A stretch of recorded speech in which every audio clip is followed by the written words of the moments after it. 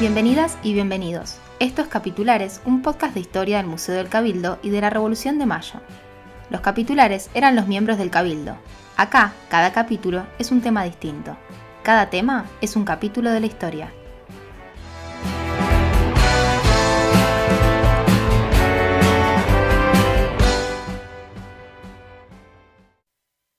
Hola, bienvenidos a Capitulares, un podcast de historia. Yo soy Gabriel Di Meglio. Hoy tenemos un invitado especial, Ezequiel Adamowski, historiador, investigador independiente de CONICET, profesor en la UBA, en UNSAM, autor de distintos libros. Y vamos a entrevistarlo para que nos hable de un tema que está trabajando, un tema crucial en Argentina, que tiene que ver con la cuestión de uno de los mitos clave de este país, que es el mito del país blanco, ¿no? Es decir, en Argentina tenemos mucho esta idea de que venimos de muy lejos, venimos de los barcos, somos europeos en América, que por supuesto tienen una base fuerte en el sentido que hubo una enorme inmigración en la última parte del siglo XIX, principio del siglo XX, que dejó una impronta muy grande, pero que invisibilizó otras identidades y sobre todo todo aquello que no pertenece a ese país blanco, ¿no? Entonces, Ezequiel, hola. ¿Qué tal? Te queremos preguntar sobre eso, es decir, cómo se crea este mito y sobre todo cómo es que pueden aparecer estas otras identidades raciales en Argentina que ese mito del país blanco no ve, ¿no? Bueno, Argentina es un país bastante particular en el espacio latinoamericano. Es uno de los pocos países cuyas élites construyeron mitos o narrativas de unidad nacional en torno de la idea de que somos blancos europeos. En general, las élites de los otros países, sobre todo los más grandes, propusieron otro tipo de visiones, ¿no? En Brasil propusieron la visión de que el Brasil era una democracia racial, que entonces incorporaba o comunicaba o contactaba a personas de distintos perfiles raciales. En México propusieron la idea de que el mestizo era la figura que sintetizaba a la unidad nacional. En Perú el indígena, en fin, distintos países propusieron narrativas que más bien giraban en torno de la mezcla y que hacían visible por lo menos la contribución amerindia, mucho menos la africana, ¿no? Que en general así fue soslayada. Argentina es de los pocos países cuyas élites plantearon directamente que el pueblo de la nación estaba encarnado en cuerpos blancos, racialmente blancos y culturalmente europeos, ¿no?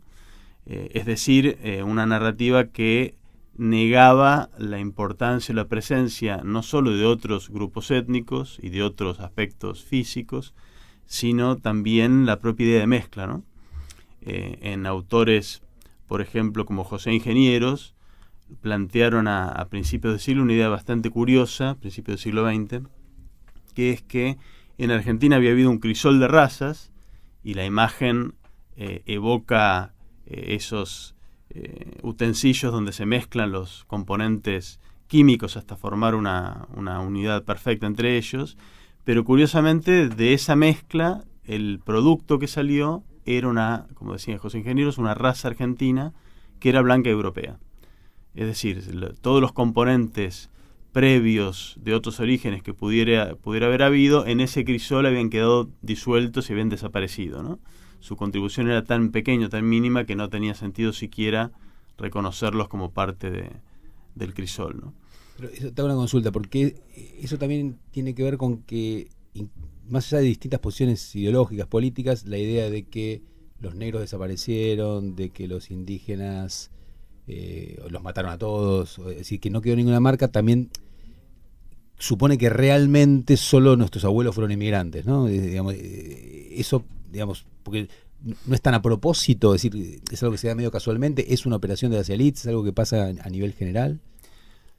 Antes de la época de José Ingenieros, por poner una fecha, antes del principio del siglo XX, ya había un primer discurso, una primera narrativa nacional planteada por las élites de la Organización Nacional justamente, en la cual lo europeo tenía un lugar central, ¿no? Pensemos en el Facundo de Sarmiento, donde lo europeo era llamado a encarnar el progreso nacional y tenía que desplazar de su lugar a la herencia previa, que es la de la barbarie, que justamente es una herencia mestiza. Pensemos en Juan Bautista Alberdi, que decía que todo lo que tiene algún valor en América es lo europeo y todo lo demás no sirve para nada, o incluso en la primera narrativa de la historia argentina, que es la de Mitre, en la historia de Belgrano, donde también se centra mucho en el papel de la burguesía porteña, en la Revolución de Mayo, como directora del proceso de independencia,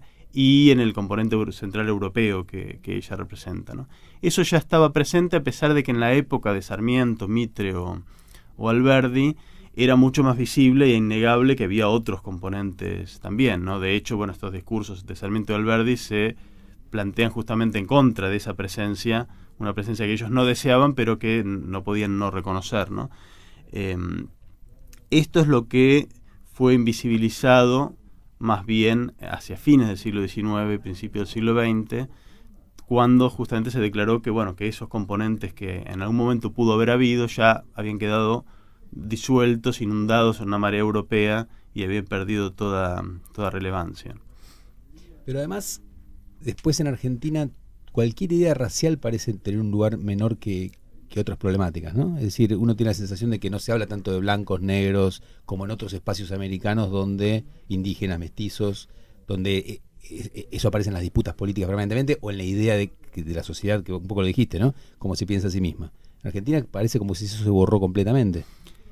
Sí, pero sin embargo aparece como una cosa medio esquizofrénica, porque por un lado este discurso blanqueador afirma que en Argentina no hay razas, porque somos todos homogéneamente de la misma raza, y esa raza es blanca europea, por lo cual entonces no hay problema racial, pero al mismo tiempo que afirma esto, ya desde el siglo XIX y durante todo el siglo XX, las agresiones dirigidas hacia el bajo pueblo con contenido racista han estado muy presentes, ¿no? Los seguidores de Irigoyen eran descalificados por ser negritos, los de Perón, por supuesto, los piqueteros hoy, ese tipo de agresiones racistas están muy presentes, por lo cual es curioso, porque es un país donde se supone que no hay negros y al mismo tiempo hay negros por todos lados molestando en las calles, ¿no? Así que es un discurso cuya solidez estuvo cuestionada desde muy temprano, ¿no? La solidez, la capacidad de realmente convencer de que el pueblo nacional empieza y termina en cuerpos blancos y europeos. Pero del otro lado, aquellos que son estigmatizados como negros, sobre todo en estos insultos políticos que vos mencionabas, ¿toman una identidad racializada en algún momento? Es decir, ¿cómo es desde el lado de este que llamaste bajo pueblo, la cuestión de cómo se vive esto de lo racial, ¿no? Hay un fenómeno bastante curioso sobre esto que preguntás, que es lo que estoy investigando hace algunos años, que es que si uno se para, en 1890, 1880, en ese momento hay discursos públicos de personas del bajo pueblo que hablan de las diferencias raciales, hablan de la discriminación por el color de piel que sufren. Estoy pensando, por ejemplo, en la comunidad de afroporteños, que en torno a 1870, 1880 tienen varias publicaciones propias donde denuncian que ellos son la clase proletaria y que son gente de color y que son discriminados por ser gente de color, y ¿no? reivindican ese gente de color. Y reivindican el valor de ese color, ¿no? Con un sentido diaspórico, débil. Diaspórico me refiero, al sentido de pertenecer a una diáspora africana diseminada por el mundo, que es débil pero que está presente en ese momento, ¿no? Ese tipo de discursos parecen desaparecer luego, a fines del siglo XIX y durante buena parte del siglo XX, y a partir de la década de 1980, es decir, 100 años después, y más visiblemente en la década de 1990 y luego del 2000, vuelve a resurgir entre las clases populares un orgullo negro, un orgullo de ser negro, que ahora en este caso no refiere a ninguna diáspora africana, es decir, negro no remite en ese orgullo a un origen africano, sino sencillamente a una condición genérica de ser, en todo caso, de piel morena, o sencillamente es un modo de aludir a la condición social, ¿no? Negro como otro sinónimo de pobre, ¿no? Esto se ve mucho en la música popular, en la cumbia, el cuarteto, y por primera vez... Es decir, la reivindicación en la cumbia, por ejemplo, de el negro como identidad positiva. Con una identidad positiva, somos todos negro cabeza, o Sí. las manos de todos los negros arriba, como canta Pablo Lescano, y su público responde con entusiasmo. Y eso se transfirió por primera vez, por lo menos que yo registre, al campo político, luego del conflicto con el campo, del gobierno kirchnerista con el campo, ¿no? En ese momento, por primera vez, aparece, por lo menos en la plana mayor de las figuras políticas, la distinción entre blancos y morochos como una distinción relevante en la política. Ya lo habían tomado algunos militantes o intelectuales en los años 60 y 70. Perdón, el término es morocho, no negro o indistinto. Negro o morocho, Okay. negro o morocho, ¿no? Había, como te decía, intelectuales o militantes que sí reivindicaban la figura de cabecita negra en los años 70 y demás, pero no era algo tan propiamente de clases bajas en ese momento, era más bien un término con el que jugaban personas que no eran de clase baja. Hoy sí pasa eso, hay gente auténticamente de clase baja que le está dando un valor político a la distinción entre ser blanco y morocho, o rubio y negrito, ¿no? A mí me interesa en mi trabajo ver qué pasó en el medio, ¿no? Entre 1880, donde la cuestión del color era parte del discurso público, y lo que está pasando ahora, donde vuelve a ser tematizado en la sociedad. ¿Qué pasó en esos 100 años intermedios donde uno efectivamente no lo encuentra, ¿no? El lenguaje de las clases bajas en todos esos años es centralmente un lenguaje de clase, ¿no? Se presenta como pueblo, como clase baja, como clase trabajadora, pero efectivamente no como un grupo racialmente marcado o diferente. ¿Y qué fue lo que pasó? Pisaste el palito de sol. ¿Sí? Bueno, yo lo estoy analizando en el siguiente sentido. A mí me parece que esa dimensión étnico-racial en las identidades populares no es que no estaba en los 100 años previos, creo que sí estaba. Lo que sucede es que no se manifestaba de manera abierta o argumentativa, de manera verbal, sino de otros modos, ¿no? ¿Por qué no se manifestaba de manera verbal? Bueno, primero porque había una presión muy fuerte del Estado, de una presión blanqueadora, justamente, ¿no? El discurso blanqueador del Estado tenía mucha fuerza, mucha persuasividad, y además estaba acompañado de un horizonte de imaginación acerca de cómo iba a ser el futuro, que era un horizonte de integración, es decir, la sociedad argentina hasta mediados de la década de 1990 imaginaba que estaba atravesando un proceso de progresiva integración de las clases populares a la vida social y política, o, para ponerlo en un ejemplo más concreto, la idea de que los hijos de uno van a estar mejor que uno, porque va a haber trabajo, va a haber educación y demás, ¿no? Ese es el horizonte que se quiebra en la década de fines de 1980, 1990. La promesa del Estado de integrar las clases populares se debilita muy fuertemente, y justamente en ese horizonte es donde reafloran todas las identidades que no se sienten parte o no se sienten identificadas en ese nosotros blanco y europeo, ¿no? Es el momento donde aparece este fenómeno que recién comenté, pero también reafloran todas las identidades de pueblos originarios, por ejemplo, y se vuelven a organizar los afroargentinos, ¿no? Así que por un lado es eso, la presión blanqueadora del Estado tenía persuasividad, y por otro lado la presencia de lo no blanco como parte de la nación se mostraba o se hacía ver en un registro indirecto, un registro oblicuo, aludido, fundamentalmente en la cultura popular y en la cultura de masas, ¿no? ¿Puedo dar Sí. No, doy algunos ejemplos. Es una forma, digamos, de hacer presente lo moreno o lo negro como parte de la nación sin confrontar abiertamente contra el discurso blanqueador del Estado, sino sencillamente mostrando otras visiones de lo nacional. Uno de los primeros ejemplos donde esto aparece es, por ejemplo, en la literatura criollista de consumo popular, ¿no? Las historias de gauchos matreros que se leían con fruición desde 1880 en adelante, en folletos baratos. Claro, editoriales populares. Claro, ¿no? en editoriales que los publicaban con folletos muy baratos, y también aparecían en canciones de payadores y demás. La figura del gaucho fue una figura, un emblema de lo popular muy poderosa en esa época, y bueno, y lo sigue siendo todavía hoy. Y con mucha insistencia en estas historias de gauchos se representaba al gaucho, que era emblema justamente de lo popular, y también, muy pronto, emblema de lo argentino. Se representaba al gaucho como un héroe de piel morena, ¿no? Se lo describía literalmente así, ¿no?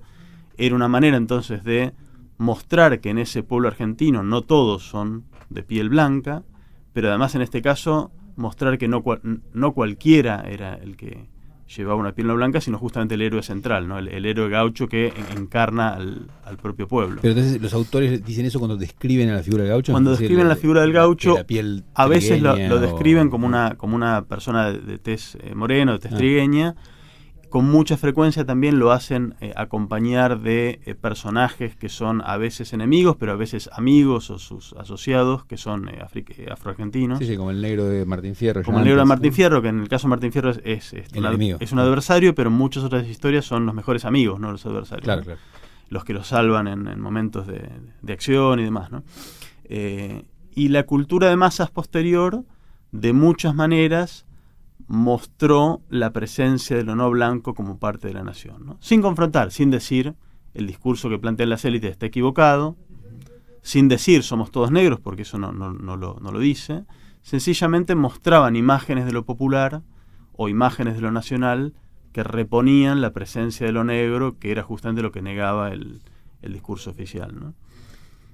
Tengo una consulta con esto que es, supongo que es difícil y es un poco ingenuo, pero uno puede ver esto como la necesidad de ocultar una identidad racializada porque eso podía después tener problemas concretos en discriminación y en un lugar inferior en la sociedad, o también hay un afán igualitarista de, realmente tomar la idea de que todos podemos ser iguales, por más que, sabemos que el racismo es una marca perenne de la sociedad argentina, pero como que a nivel popular en esa agenda, verlo un poco más positivo, ¿no? Como algo que ellos buscaban también como un afán de construir una unidad de esa sociedad.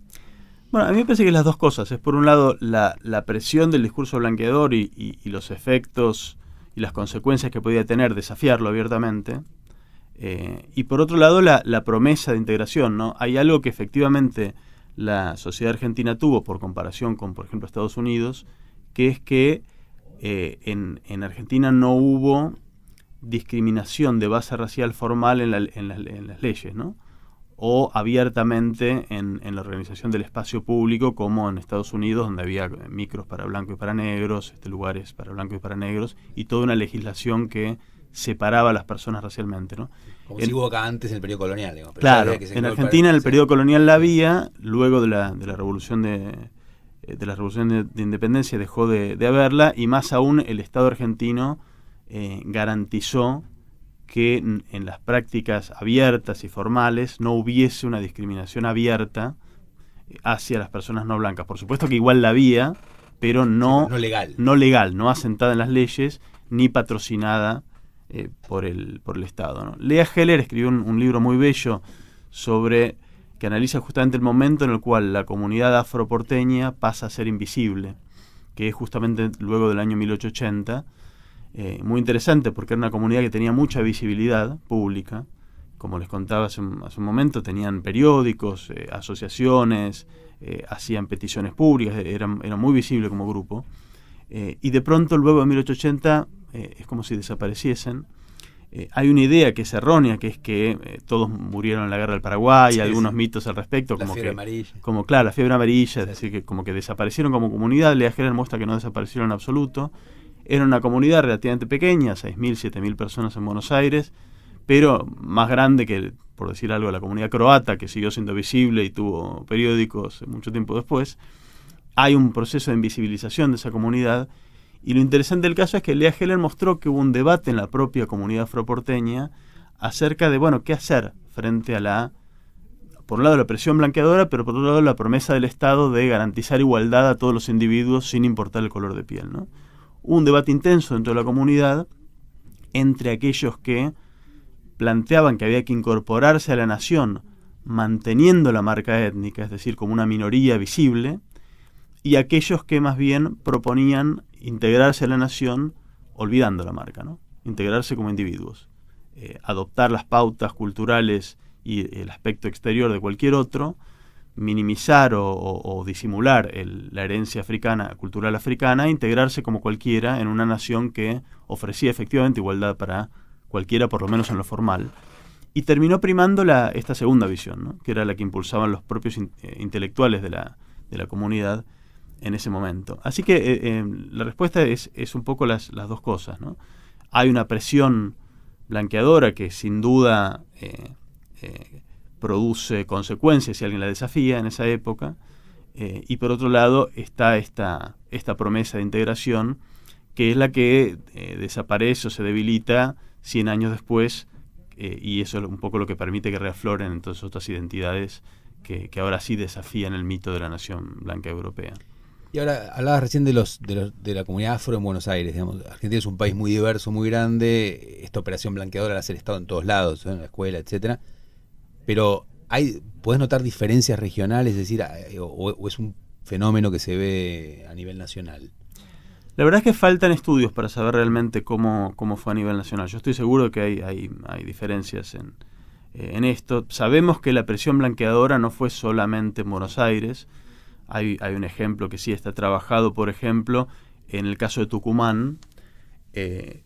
Las élites tucumanas tuvieron un activismo muy fuerte para posicionarse ellas mismas en el escenario nacional, y como parte de eso, por ejemplo, promovieron el folclore del noroeste como expresión, digamos, de la autenticidad nacional, lo cual le daba al noroeste, digamos, un valor extra en la mesa nacional.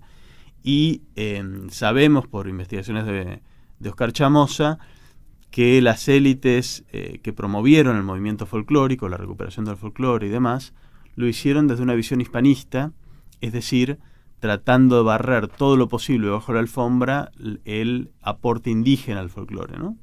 Y proponiendo ellos mismos que el pueblo tucumano era un pueblo no indígena, ni siquiera mestizo, sino criollo, ¿no? Con ese término, que es un término que es muy impreciso desde el punto de vista racial, ¿no? Hay algo genial que pasa en Tucumán, que la misma población que un censo a fines del siglo XIX censa como indígenas, en los valles calchaquíes o no, esa misma población en otro censo pasa a estar calificada como criollo, ¿no?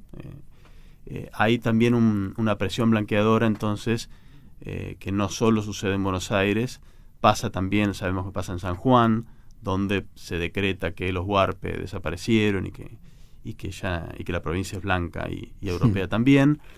La presión blanqueadora entonces no es solo en Buenos Aires, se da en otros sitios.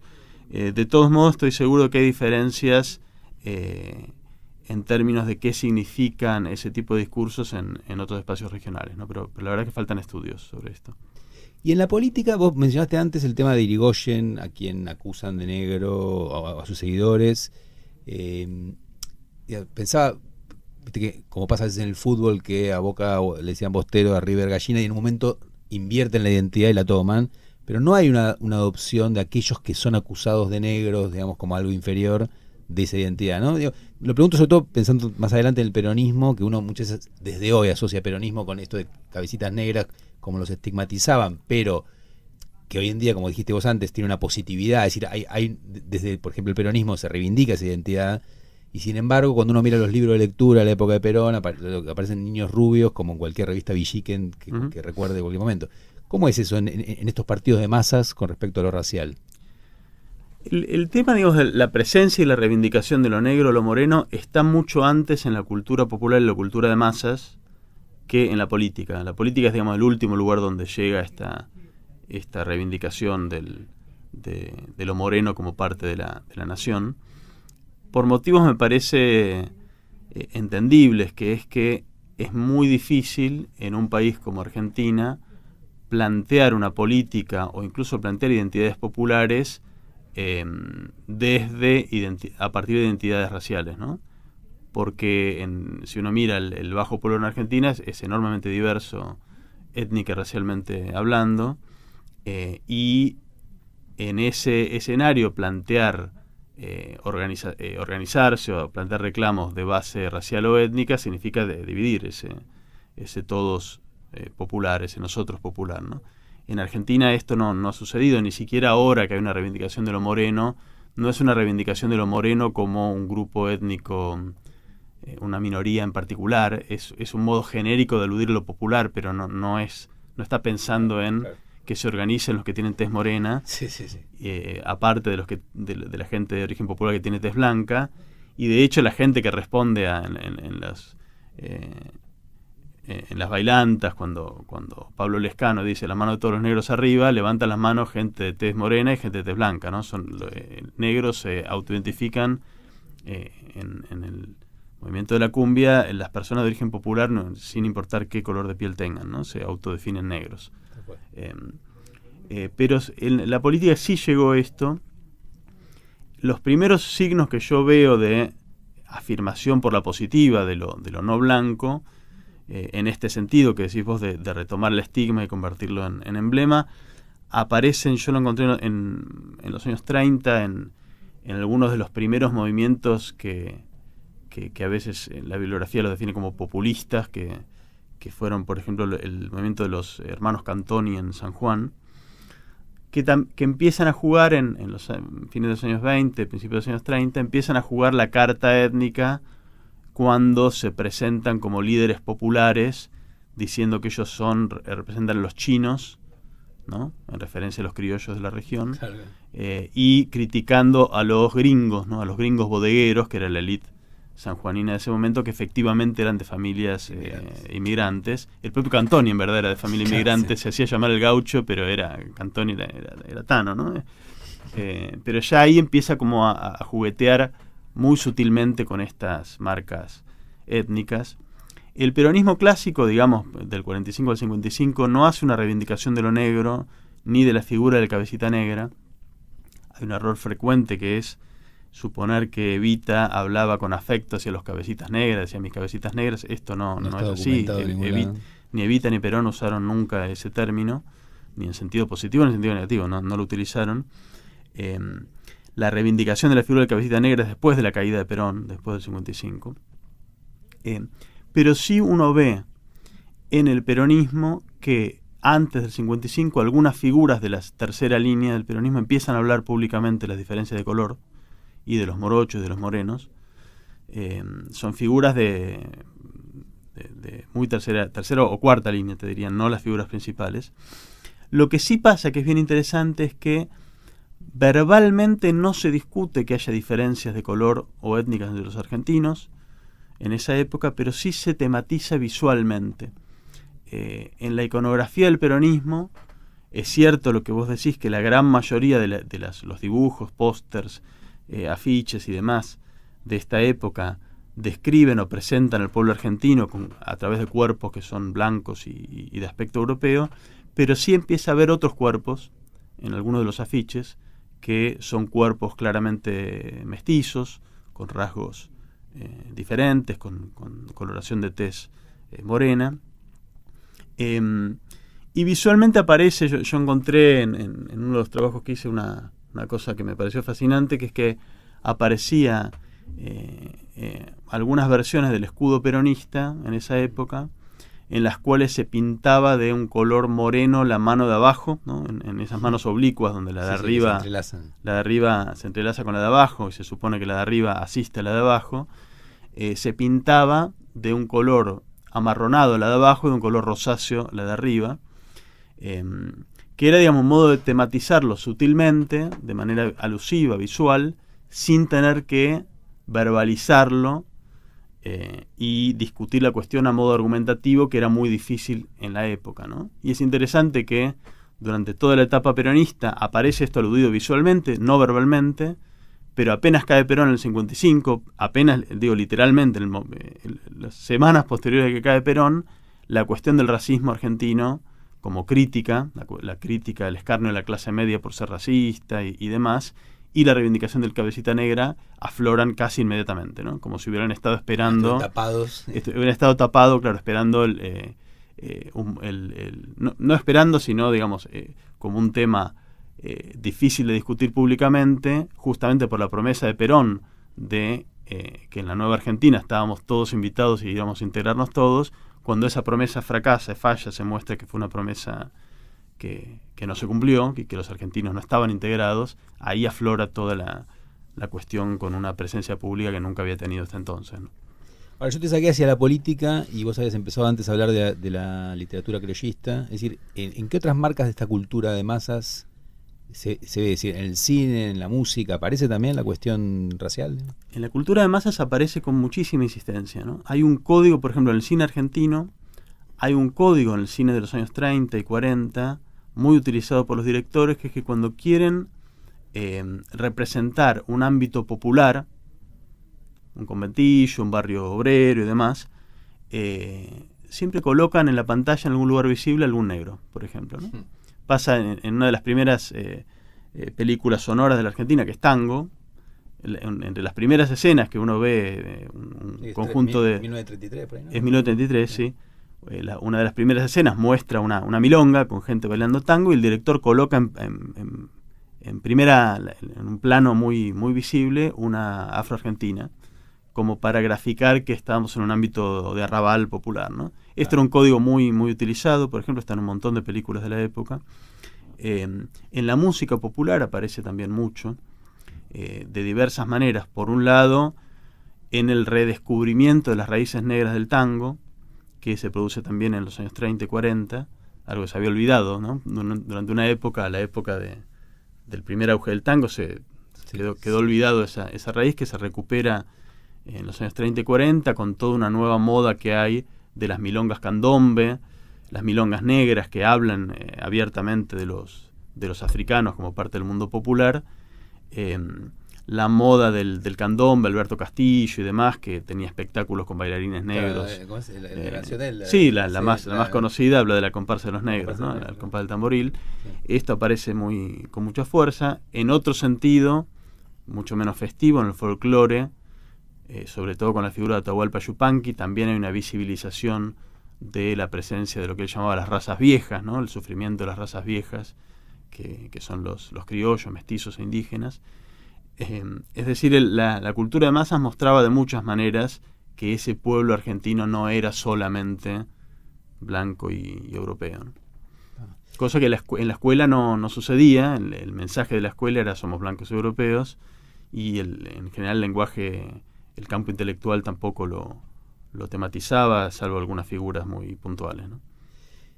Te hago una consulta de cómo se estudia esto, porque una cosa que noté, por ejemplo, sobre Brasil, un país donde claramente la presencia de lo afro es mucho más fuerte, es que en un momento cuando se empiezan a estudiar estas cosas, algunos dicen, no, esto son cosas de norteamericanos, ¿no? Como modas que vienen de afuera. Es decir, como la idea de que como nuestro país, ahora pienso en Argentina, digo, es tan fuerte el tema de lo social, los conflictos de clase, como que esto sería una manera de mirar que no corresponde a la realidad nacional, ¿no? ¿Cómo se responde a eso? La verdad que yo arranqué con este tema de investigación hace ya unos cuantos años. Creo que en 2008 publiqué las primeras cosas sobre esto.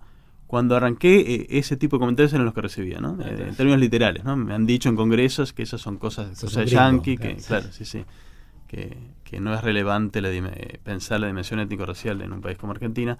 Por suerte lentamente se fue disolviendo ese prejuicio, pero ciertamente estaba, ¿no? Con una preocupación que me parece que es legítima, en un punto, que es que efectivamente en los países de la región, y en Argentina muy particularmente, no hay identidades de base racial. Es decir, no se han recortado los conflictos políticos, como sí en Estados Unidos, el movimiento por los derechos civiles y demás, no se han recortado como a partir de diferencias raciales, ¿no?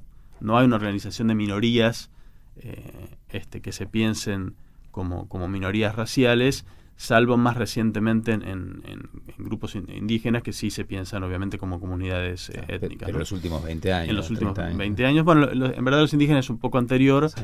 Pero bueno, sí son grupos que han mantenido una vida en comunidad, claro. En comunidades discretas, visibles, pero fuera de esos grupos minoritarios, es cierto que en Argentina las identidades populares no han sido construidas sobre base racial, sino sobre base de clase, ¿no? Esto es muy evidente. Lo cual no significa que en el modo de imaginar la clase no estén presentes alusiones a la diferencia étnico-racial, que es lo que justamente me interesa investigar a mí, ¿no? A mí no me interesa tanto pensar esta cuestión a partir de los grupos minoritarios, indígenas, afroargentinos, sino a partir de los argentinos del común, del bajo pueblo, que no tienen ninguna marca étnica particular, muchas veces ni siquiera saben si vienen o no vienen de antepasados indígenas o africanos, pero sí saben que son morochos, son argentinos morochos, por ser pobres o por efectivamente tener la piel más amarronada, ¿no? ¿Qué pasa con eso en las identidades populares? Te hago la última. Hay un tema que a veces aparece cuando uno habla con docentes, periodistas, historiadores, etcétera, que es el tema de cómo hablar, ¿no? Es decir, muchas veces decir negro, decir indígena, no sabemos si es correcto o no es correcto. Y sobre todo, hace unos años era mucho más difícil hablar de raza. En general todo el mundo decía etnia, como a veces como una forma de decir raza. Es decir, ¿cuál es la diferencia entre lo étnico y lo racial? Y podemos usar estas palabras tranquilamente, o digamos, alguien se ofende por eso. Se entiende la pregunta, ¿no? O sea, bueno, la verdad es que siempre hay alguien que se ofende por algo, ¿no? Pero más allá de eso, la diferencia entre étnico y racial, étnico alude a cualquier conjunto de personas que se reconozca como un pueblo, como un nosotros, ¿no? Refiere entonces tanto a grupos nacionales, ¿no? Los italianos en Argentina, que se reconocen como descendientes de italianos, eso sería un grupo étnico. Eso lo mismo que un grupo de afroargentinos que se reconozcan como grupo étnico, o indígenas, ¿no?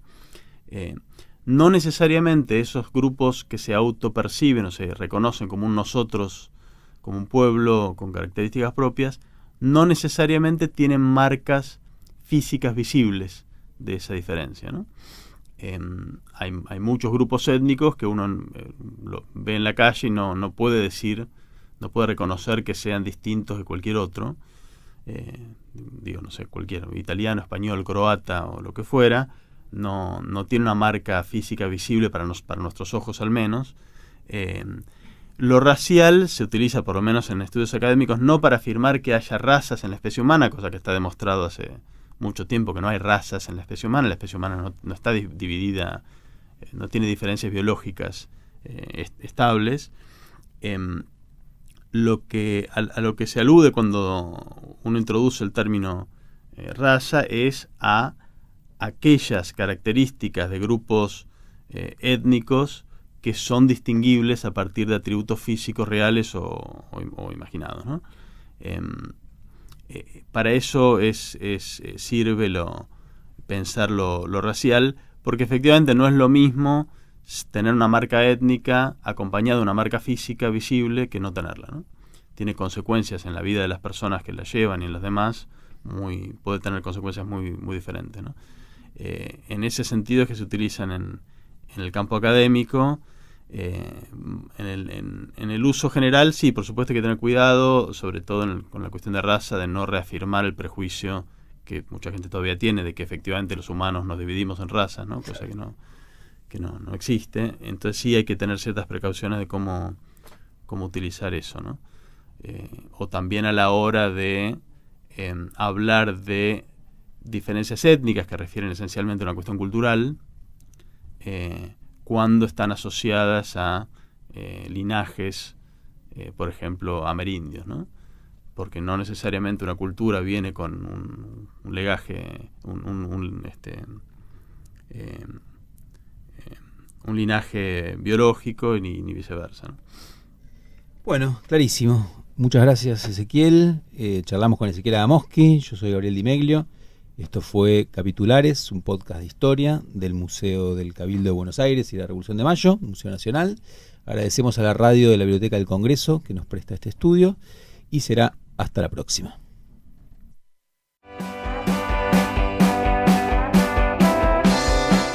Esto fue Capitulares, un podcast de historia. Podés encontrar bibliografía de consulta y más información sobre el tema de este podcast en cabildonacional.gov.ar. Escuchanos en Spotify, en SoundCloud y en nuestro canal de YouTube.